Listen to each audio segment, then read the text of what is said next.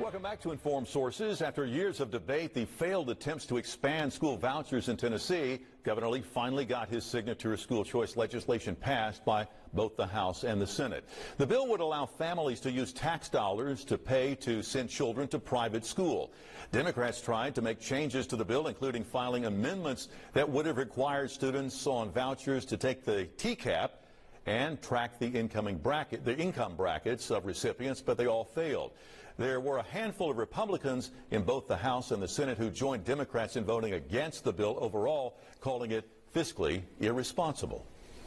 But I'm not opposed to it because of any of the comments that anybody's made.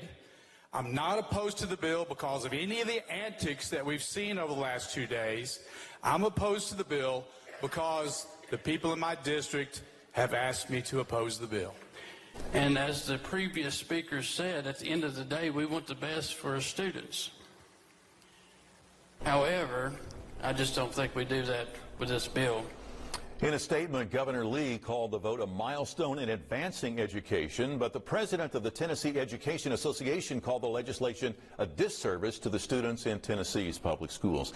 You know, the governor said that this won't take away any money from public schools, and if that's the case, why is this a problem for Democrats? Oh, well, I don't see how he can say that, because what happens, I mean, when you really think about it, if you have a student that decides to take on this voucher, or for the most part, students that are in impoverished areas won't be able to take advantage of this to go to a private school, because the average private school costs around $900-800, somewhere in there, for a student to go in there. They'll get $7,000 voucher to try to go to these schools, which are not going to be located where they live. They're not going to have, there's going to be all kinds of different things that keep that kid from participating in that program, so it won't benefit those kids in those areas. But in the other parts of that is, why would you have a kid to go to a school, and if they did get into a process where they're at the school and they're learning the curriculum at the private school, and then they walk to them with a TCAP and say, we didn't prepare you for the test, but here's a TCAP. Yeah. Thank you for the $7,000.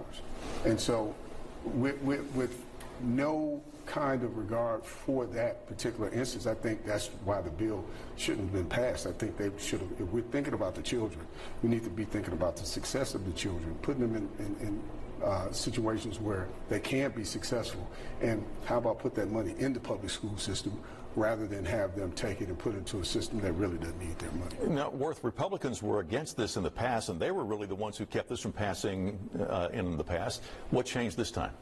I think that, well, they added some things into this legislation that it hasn't quite entered the conversation yet. One, it is really important that no school will lose funding. So if public school ABC has 20 kids that choose to go to through the voucher program, and the important word there is they chose it. If they go through that voucher program, that public school is not going to lose funding for those 20 kids. They're going to maintain funding for all the schools, even if kids will leave and go through the voucher program. So these public schools will have the same amount of money, but will have fewer children that they're responsible for to educate. So the per pupil expenditure will actually go up in these scenarios. Teachers will also get a $2,000 bonus. I think that was important for a lot of people in terms of support. And also there was an infrastructure earmark to this. So there's about $200 million of additional infrastructure for schools across Tennessee to be spent on this as well. So on Thursday, more funding went to public education in Tennessee. I think that's a good thing. And there's not going to be a real negative consequence from this. The biggest drastic change you will see from this voucher program, other than the increased funding that's coming in, is 20,000 children and families will have a choice that they didn't have before. And if they choose to avail themselves of that choice and search for something different in education than what is being provided to them publicly, we shouldn't begrudge them of that option. All right, we've just touched the tip of the iceberg here. There's so much more to talk about, but we'll have to save that for another time. In the meantime, when we come back, we're going to be shifting our focus from school choice to the future of the Memphis-Shelby County School District.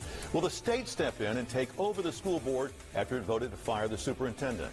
That's coming up next on Informed Sources.